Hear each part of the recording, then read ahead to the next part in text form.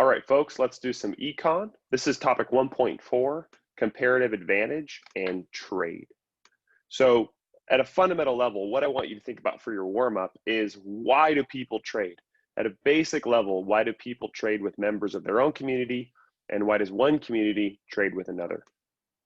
One way to think about this is, in your own life, if people didn't trade at all, what things would you have to go without? And the answer is, of course, you'd have to go without everything you actually haven't produced yourself. So I'm assuming most of you don't produce your own clothes, you didn't make your own cell phone, you didn't grow your own bananas. Without any trade at all, you would have to go without all of those items, right? And the point is that in our society, everyone specializes in the production of certain goods and services, and then we trade with others, right? I'm specializing in being a teacher, and then I trade with my mechanic to fix my car. I trade with my doctor to fix my body. And to be a jack of all trades is a master of none. If I tried to do all those things for myself, I'd probably be a pretty crappy mechanic, a pretty crappy doctor, and a pretty crappy teacher. I know, it's hard to imagine, right? But just being theoretical here. What would it be like if cities couldn't trade with one another, right? So what would San Jose be like, or Singapore be like, if we weren't able to trade with other urban centers, right? On average, limiting trade would reduce people's choices and make people worse off on average. In general, more access to trade means that more choices are available and people have a higher standard of living. There's, of course, exceptions to this. There's, of course, problems that trade won't solve, right? Any issues of inequality and access, right? But at a basic level, specialization in trade is going to increase wealth for societies.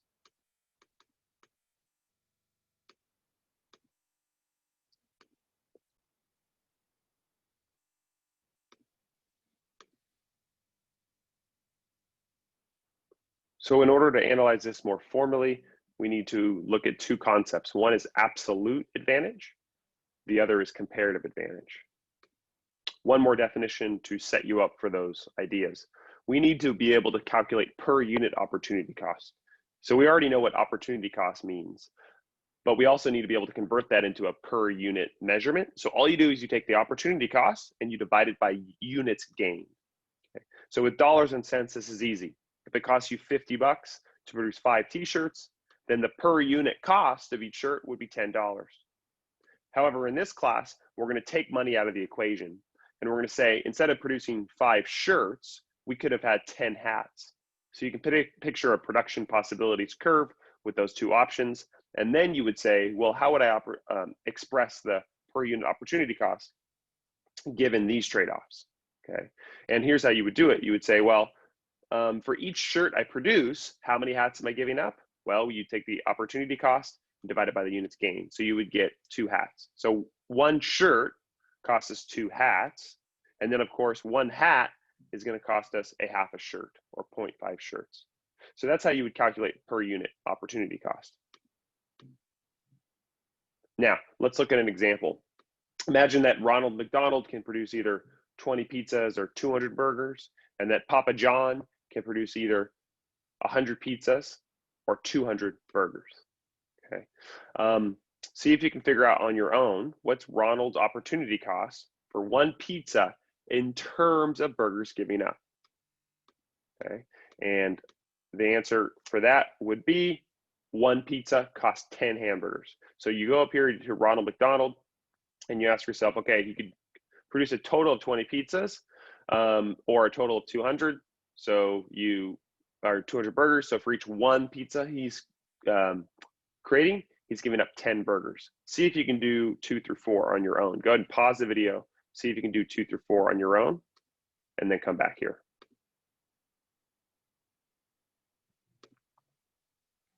So number 2, 1 burger costs 1/10 of a pizza. Notice those are inverses of each other. Number 3, 1 pizza costs 2 burgers. For Papa John, so then of course for Papa John, if that's the case, then 1 burger must cost a half a pizza.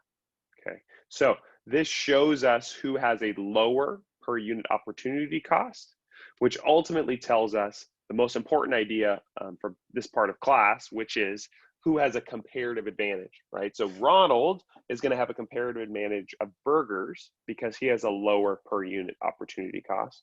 And Papa John is going to have a comparative advantage in the production of pizza because he has a lower per unit opportunity cost. Okay, so that's how we would use some of these numbers. Okay, to step back a little bit, let's talk about absolute advantage. So absolute advantage is really easy. Absolute advantage is just who can produce the most. So if you can produce the most output, so the products or goods and services, okay, then you have an absolute advantage. The other way this could be expressed is if you could produce the same amount of output as somebody else, but with fewer resources required to do so. Okay, so based on the data on the last screen, Papa John has an absolute advantage in pizza because he can produce 100 pizzas, while Ronald can only make 20, right? So Papa John has an absolute advantage. Okay, comparative advantage is a little bit different though. Comparative advantage, like we said on the last slide, is where we look at the producer who has the lowest per unit opportunity cost. So in this example, Ronald has a comparative advantage in burgers because he has a lower per unit opportunity cost, okay? The bottom line is that countries should trade if they have a relatively lower opportunity cost, okay? You should specialize in the goods that are cheaper for you to produce as measured by your per unit opportunity cost. And a common misconception is people think, well, the US has an absolute advantage in so many things. Like we probably have an absolute advantage in the number of shoes that we can produce, okay? But that doesn't actually mean that we should produce and export shoes, okay? Because we're gonna have a really high comparative, we're gonna have a really high opportunity cost for production of those shoes, right? Because with the resources that go into shoe production, what are we giving up, right? What else could be reproducing? Okay, so it's actually more complex than simply who could produce the most, right? And comparative advantage is actually what happens. So I'm going to jump ahead to where we're going with today's lesson, and then I'll backwards map to show you how I got there. Okay, so just bear with me because I'm going to be putting the whole piece together right now, and then we'll go back and we'll build the steps to get there. Let's look at two countries. Let's imagine we have the US and Brazil, and let's imagine that both countries can only produce two products. They can produce sugar or wheat. Okay? And we're looking at production possibilities curves for both countries. Okay? And you can see that the US could produce 30 tons of sugar, or they could produce 30 tons of wheat. And Brazil could produce 20 tons of sugar or 10 tons of wheat. Okay? And I'll show you how we got there in a second, but if you just trust me for right now, that the US should decide to specialize in wheat and only make wheat. Okay, and if Brazil were only to make sugar, okay, then what would happen? Well, if the US only produced wheat, they would still need some sugar in their society. So they would have to trade, okay, and they could trade 1 wheat for 1.5 sugars. I'll teach you how I got that number later, okay, but for right now, just bear with me. Okay, so imagine the US starts producing all wheat. So the US is gonna have 30 tons of wheat, and then they trade 1 wheat for 1.5 sugars. Well, what's gonna happen? Okay, let's look at this table on the left. They started with no sugars, and they started with 30 wheat because they specialize and only produce wheat. And then they started trading with Brazil. They gave a wheat, they got 1.5 sugars. They gave another wheat, they got another 1.5 sugars. Okay, and if you go all the way down on this table here, you can see that they could end up with 20 wheats and 15 sugars, right? Based on that specialization in trade. Now, here's the amazing thing. Go to their production possibilities curve and see if you can find 20 wheat and 15 sugars. 20 wheats here, we go up to 15 sugars, and take a look at that. That level of consumption is outside their production possibilities curve, but it's going to be possible because they specialize in trade. Now, why would Brazil participate in this? Well, let's analyze it from their point of view. They're starting with all sugars, so they're going to be at this point on their PPC. They're going to produce 20 sugars and start with 0 wheat. And then they're going to start trading, right, with the US. And they're going to give 1 sugar, they're going to give 1.5 sugars for 1 wheat, another 1.5 sugars for 1 wheat. And if they go all the way down here and we stop, they could end up with 5 sugars and 10 wheats. Take a look at their PPC, okay? We could go to 5 sugars and 10 wheats. They could also be outside their PPC, okay? So the bottom line here is they are able to consume beyond their production possibilities curves by specialization and trading. So there was no technological breakthrough here. There was no changes in resources. All that happened is they specialized in one thing, and then they traded, and they were able to effectively shift their PPC out, right? Or at least consume beyond their PPC, right? And that's how trade shifts the PPC. And that's at a fundamental level why countries trade with each other. Okay, so that was a lot. That's how all these pieces fit together. Let's step back and talk about how we would go through solving these problems. So we had two PPCs, and what I recommend you do on all these problems is always create yourself a little table, go through all these steps, and do the same process over and over the same way each time, and these will be really easy. Okay, so even if some students can kind of do this intuitively just from the PPC, my recommendation is to always create a system so that you never make any mistakes. Okay, so what I want you to do is create a table where you have the commodities on top and you have the countries on the left. And then all we're going to do is grab the production possibilities from the PPC. So the US could produce 30 wheat or 30 sugar. And then Brazil could produce 10 wheat or 20 sugar. Okay. And then when you build these tables, I want you to leave space so you can actually put your per unit opportunity costs within each column. Okay, so I left space in there on purpose. Now, here's what we want to do. Because remember, if we're going to figure out comparative advantage, we have to look at per unit opportunity cost. Okay? So what are we going to do here? Well, let's take a look at what the US can do first. The US could produce 30 wheat or 30 sugar. So what does that mean? For each one wheat they're producing, how many sugars are they giving up? Well, they're giving up one. Okay. You could take the cost and divide it by the units gained, and you would get one. Okay. And the same thing for the sugar here. For each one sugar they're creating, they're going to give up one wheat. Okay? And my recommendation is to write the little per unit opportunity cost here as 1S equals 1 wheat. Okay. And that'll pay off later. Let's analyze it from Brazil's point of view. Brazil could produce 10 wheats or 20 sugars. So for each one wheat that they're producing, they're giving up the opportunity to produce 2 sugars. Okay. With the resources they put towards 10 wheats, they're giving up 20 sugars. So the opportunity cost is 2. Okay. It's going to be the inverse for Brazil's opportunity cost for sugar. So 1 sugar is going to cost them 1/2 wheat. Okay. With all those resources they took to produce 20 sugars, what could they have done? They could have produced 10 wheat. So you take 10 divided by 20 and you get 1/2. Okay. So now once we've done this little chart, all the answers to all the questions we could ever get asked about this are going to be right in front of us. Okay. Which country is going to have a comparative advantage in wheat? To answer that question, what we do is we look at this column, okay, and we ask ourselves, who's more efficient at it? Who would we rather have do it? Who has a lower per unit opportunity cost? The US or Brazil? The US has to give up 1 sugar to produce wheat, whereas Brazil has to give up 2, right? So who would we rather have produce? Who's more efficient at doing it? The society that gives up 1 sugar or the society that gives up 2? Well, it's a society that gives up 1, right? So the US has a comparative advantage in producing wheat. How do I know? Because they have a lower per unit opportunity cost. And when I solve these problems, I recommend circling it. Okay, so you remind yourself, all right, the US has a comparative advantage in wheat. What about in sugar? Let's go over here. Who has a comparative advantage in sugar? Well, what would you rather give up? Would you rather give up 1 whole wheat to create 1 sugar, or would you rather just give up 1/2 wheat to get 1 sugar? You'd rather give up just 1/2 wheat, right? So I'm going to circle this box over here to show that Brazil has a comparative advantage in sugar, and the US has a comparative advantage in wheat. Okay, based on this relationship, what does that tell us about trade? Okay, because of their comparative advantage, Brazil should export sugar, the US should export wheat, and if the US is exporting wheat, that means the Brazilian should import wheat. Okay, so that's how comparative advantage works. The other questions you could ask yourself about this too are absolute advantage questions. So the US in this case has an absolute advantage in both products. Why? Because they can produce more. So the US has an absolute advantage of wheat and an absolute advantage of sugar, but they only have a comparative advantage in wheat, whereas Brazil has a comparative advantage in sugar.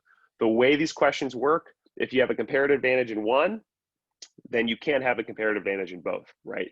Countries with different resources, you can only have a comparative advantage in one item, okay, in the way that they design these questions.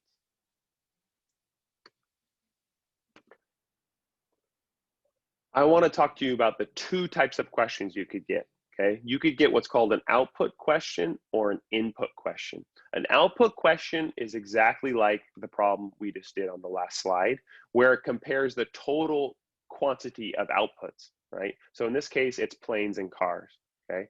So the thing that's constant on output questions are the resources or the factors of production, okay? And the thing that's variable in the table is going to be the output. So in this table that we're looking at here, Canada can produce 50 planes or 20 cars with all their resources, and Mexico can produce 40 planes or 10 cars with all their resources, okay? That's a little bit different than an input question, okay? So on an input question, you're gonna have two countries, okay? But the thing that's gonna be variable is an input, okay? What's an input? An input is a resource, which is the same as a factor of production, which is the same as the 4 factors of production. So land, labor, or capital, okay? In this instance, it's labor. So take a look at this. Australia could produce 100 phones in 50 hours, okay? Or they could produce 1,000 bikes in 20 hours. And the US could produce 100 phones in 40 hours, or the US could produce 1,000 bikes in 10 hours. Okay. Now these problems are going to work a little bit differently. When we look at this top table, first question I want to ask you is, who has an absolute advantage in the production of planes? Is it Canada or Mexico? Okay. Well, it's going to be Canada because 50 is more than 40. Who has an absolute advantage in the production of cars? Well, it's going to be Canada again because 20 is more than 10. So the absolute advantage is going to be with a greater number on output questions. However, on input questions, you're going to want a smaller number because you are going to want to produce the same output with fewer resources. So look, the numbers are the same inside this table, but the absolute advantages are going to be reversed. Who could produce 100 phones more efficiently? Australia, who could do it in 50 hours, or the US, who could do it in 40 hours? In this case, the US is doing it more efficiently. Okay, they have an absolute advantage because they can produce the same output with fewer inputs. Okay, what about in bikes? Would you rather produce 1,000 bikes in 20 hours or 10 hours? Well, you'd rather produce bikes in 10 hours. So in this case, the US has an absolute advantage in both. So now that we can see the difference between output and input questions, let's do some practice problems together. Take a look at this scenario. We have 2 countries and 2 commodities. This is an example of an output question. How do I know? Because it's showing us the number of pounds of beef or the number of CDs that can be produced, right? So the product is what the table's showing us, as opposed to the number of resources used to create a product, okay? In that case, that would be an input problem. Usually questions are output problems. This is an output problem. My trick to help you remember how to get your comparative advantage on these questions is which is OOO, which is on output questions, other goes over. So when you're calculating your per unit opportunity cost, you're going to take the other column and put it over the column you're working on, and that's going to give you your per unit opportunity cost. What do I mean by that? The Japan can produce 4 CDs or 2 beefs. So if I want to put my per unit opportunity cost in there, I want to find out how much does 1 CD cost me? What is 1 CD equal to? Well, this little trick tells me that I take my 2 and I put it over my 4. So that means it's going to cost me 0.5 beefs. So for every 1 CD I create, I'm giving up 0.5 beefs. By the way, I also teach calligraphy. If you want to take another course from me, you can take calligraphy from me in the summer. All right, well, what about for beef? If Japan is going to produce beef, what is 1 beef going to cost them? What is 1 beef going to equal them? Well, it's an output question, so other goes over. So I take my 4 and I put it over my 2, and 4 divided by 2 is 2 CDs. Okay, notice how these are inverses of each other, right? This is 1/2 and this must be 2. Okay, what about Canada? Let's analyze Canada. for every one CD they're creating, output other goes over. How many beefs are they giving up? They're giving up 1.5 beefs. And then for every one beef that they're creating, how many CDs are giving up? It's going to be 2/3. Why? Output other goes over. So they're giving up two. It's going to cost them, which is the same as they're giving up 2/3 of a CD. Okay. So even though this is really messy, I'm sorry this is so messy, you have your little table. So you can now pause the video if you want to, and you can solve this problem and answer all the questions on here. Okay. Number one, who has a comparative advantage? I'll just read you guys the answers really quickly so you have them. Number one, who has an absolute advantage in CDs? It's neither, because they can both produce the same amount of CDs. So number one is neither. Number two is Canada. Number three is Japan. Number four is Canada. Number five is CDs. And number six is beef.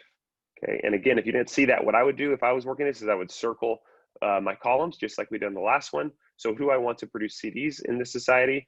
The person who's giving up a half or the person who's giving up 1.5? Well, I want the person who's giving up a half. Okay, what about beefs? Would I rather give up 2/3 or give up 2? I'd rather give up 2. So when I circle these, I'm telling myself Canada should specialize in beef and Japan should specialize in CDs. Okay, so that's another example of an output problem. Take a look at this. This is an input problem. How do I know? Because the thing that's variable in my chart are the number of hours, and hours are a resource that go into the production of bread and corn, okay? So this is how many hours does it take to produce one loaf of bread or one bushel of corn, okay? If that's the case, to solve this, I'm gonna need to use a different strategy to get my comparative advantage. So the trick on this is IOU, okay? So input questions, you use IOU, okay? And IOU stands for input other goes under, okay? So in other words, you're gonna flip the question to flip the fraction to account for the fact that the resource is variable, okay? So taking a look at this scenario, who has an absolute advantage in producing bread? Because it's an input question, I'm looking for a smaller number. The answer is going to be neither. But who has an absolute advantage in producing corn? Now I'm looking for a smaller number, so it's going to be the United States, because they can produce one corn in 2 hours, whereas it takes France 6 hours to produce one corn. In order to get the comparative advantage questions, I still have to look at per unit opportunity cost. The only way you can analyze comparative advantage is by getting to per unit opportunity cost. So we need to do that with our columns, and we're going to use the IOU trick. Okay, so in order to figure out what one bread equals, I'm going to take my other column and put it under. So in other words, I'm going to do 4 divided by 2. So one bread equals 2 corns. Okay, and then over here to figure out what one corn costs me, I'm going to it's an input, so other goes under. So I'm going to do 2 divided by 4, which is going to be 0.5 breads. Okay, in other words, if I use 2 hours to create one corn, how many breads could I have created in those 2 hours? Well, I could have created a half a bread, because a whole bread takes me 4 hours, right? So for some students on input questions, it's harder to intuitively think about it. So this trick can be really helpful. Okay, what about France? One bread is going to equal 2/3 of a corn, and then one corn is going to equal 1.5 breads. Okay, how does that work? Well, to get one corn, I'm going to have to spend 6 hours. What could I have done with those 6 hours? I could have produced 1.5 breads, right? Because a bread takes me 4 hours for one. Okay, so that's the logic. Once you invert those fractions, now you're looking at regular old comparative advantage, regular old per unit opportunity cost. So you use the same strategy. Who do I want to produce bread in this society? The country that gives up 2 or the country that gives up 2/3? I want the country that gives up 2/3. Who do I want to produce corn in this society? The country that gives up 0.5 breads or the country that gives up 1.5 breads? I want the country that gives up 1.5 breads. Because I circled it, the US should specialize in corn and the French should specialize in bread. Number 3, just to formally answer these in case you're checking your work. Number 3 on here, the answer would be France, and number 4, the answer would be corn. Next concept is terms of trade, okay? And like we already said, both countries are going to benefit from trade if they specialize in a good that has relatively low opportunity cost. The terms of trade are the agreed upon conditions that would be beneficial to both countries, okay? So the example I gave earlier in this presentation was that we could trade 1 ton of wheat for 1.5 tons of sugar. What I'm going to show you right now is how I got those numbers. I also want you to notice that this is imagining exchanging for commodities. And so we're simplifying the world, right? Welcome to Introductory Economics. We're simplifying things. We're taking the money out of it. In reality, it's going to be much more complex with varied currencies and other things happening. But we're just always going to imagine that effectively a barter's happening. And what we're able to do with that is to illustrate the concept of how real world complex trade negotiations are done. Okay, so let's look at another example. So if this was an FRQ, you could get 2 countries. You could have a little paragraph giving you this data, and I would recommend creating the table. You could also get 2 production possibilities curves giving you this data. And again, I'd recommend making a little table. So Kenya, and this is an output question, by the way. Most questions are going to be output questions. If I don't specify, it's always going to be an output question, okay? Let's imagine that Kenya could produce 30 pineapples or 10 radios, and that India could produce 40 pineapples or 40 radios. What I want you to try on your own now are these questions. 1 through 6, you should be able to do on your own now. So pause the video and try 1 through 6.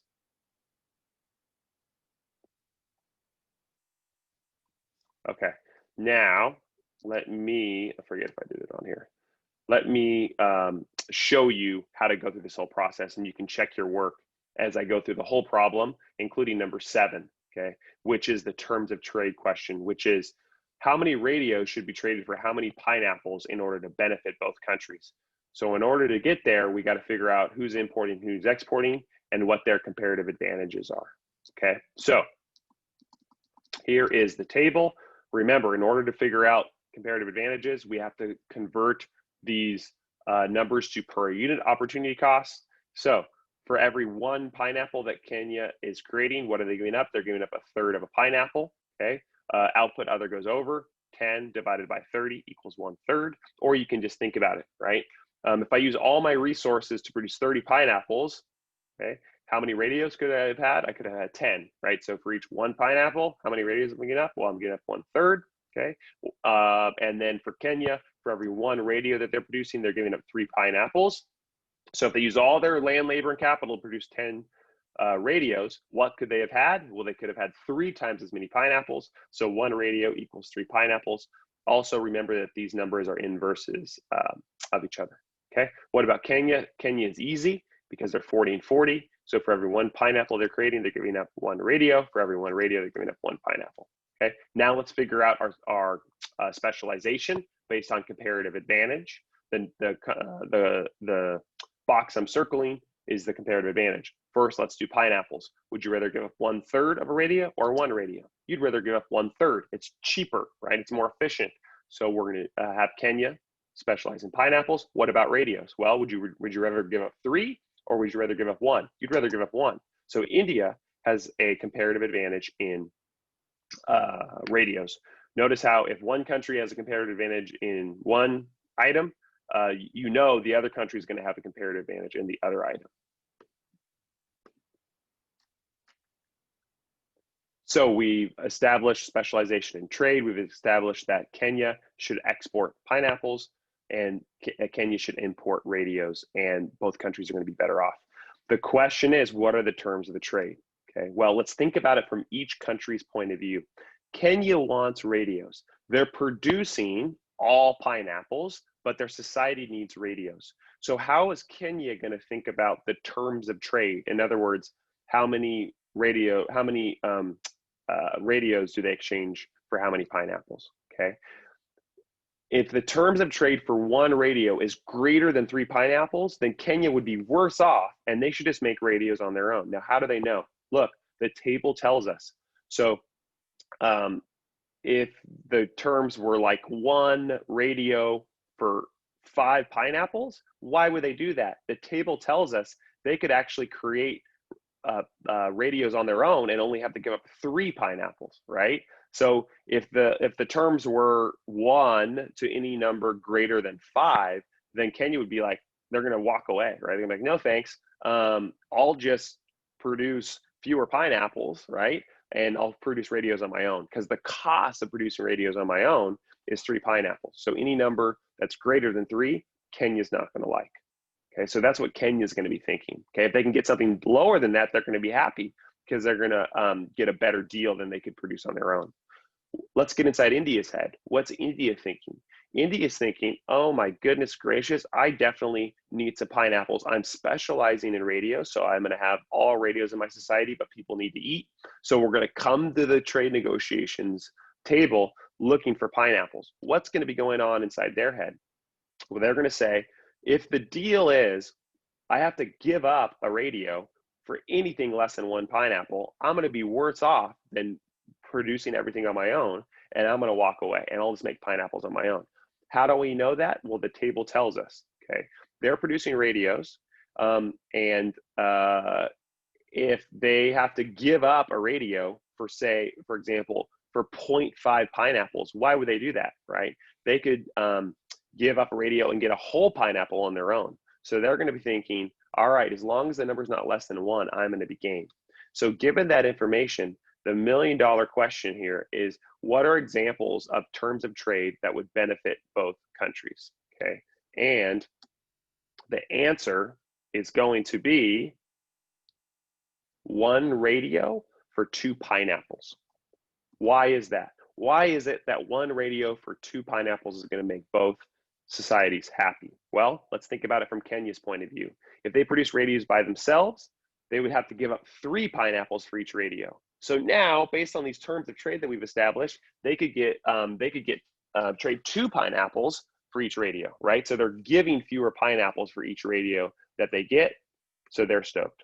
What's India thinking? India's saying, well, if I produce pineapples by ourselves, we would have to give up 1 pineapple to get 1 radio, okay? And based on these terms, they're getting twice the amount of pineapple, right? They're getting 2 pineapples for 1 radio, right? So they're both going to be better off. So the country's at a lower opportunity cost than if they could produce the products by themselves.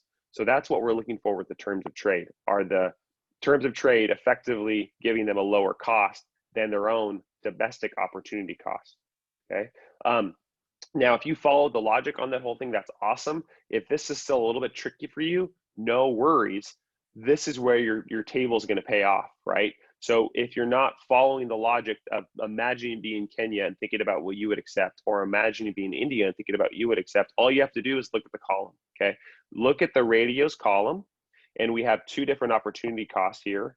The answer for what acceptable terms of trade are always going to be between these 2 numbers. So look, 1 radio costs 3 pineapples, 1 radio costs 1 pineapple. The best answer is 1 radio equals 2 pineapples, which is somewhere in between those 2 numbers. Now, as long as it's in between that range, it's going to be acceptable and better for both countries. So you could have also said for this problem, 1 radio equals 2.5 pineapples, or 1 radio equals 1.5 pineapples, as long as it's a specific number within that range.